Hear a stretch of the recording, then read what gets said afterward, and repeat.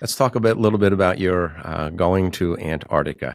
Mm-hmm. What helped you frame and create that as a goal or a challenge in your life, and then come to accept it and embrace it?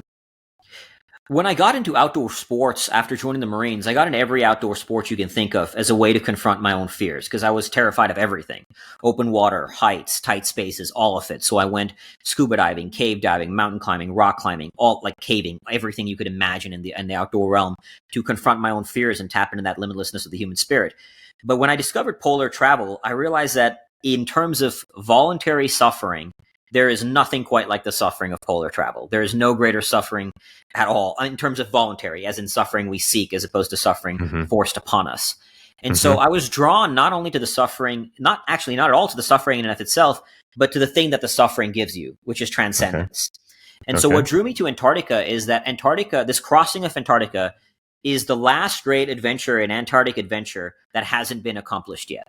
So this is pushing the very boundaries of the human potential, pushing the boundaries of the human endurance at the highest level. And to be 110 days completely alone, I mean, I will geographically be the most isolated life form on the planet for portions of that journey.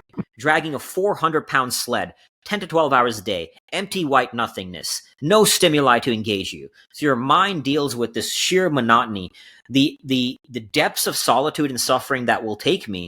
I was drawn to that because of where those depths will, what those depths will unearth on the other side of them, right?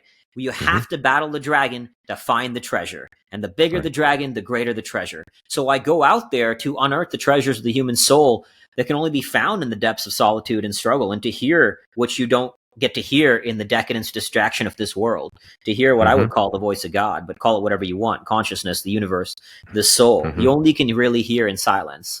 And so that's what called to me to do this, is that it's never been done. So it's expanding human consciousness, right? When we hear stories of people pushing themselves, it helps us tap into something within ourselves to push ourselves. So I want to inspire others and also find that divinity within to go to a place that I've never been in my own soul.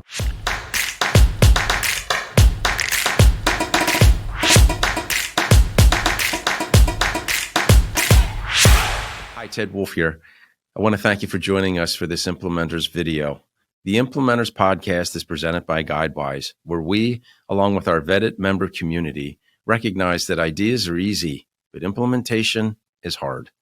To learn more about getting things done with Guidewise, please visit us at guidewise.io. And to conquer your implementation struggles, please like and share this video and subscribe to our channel. Happy implementing.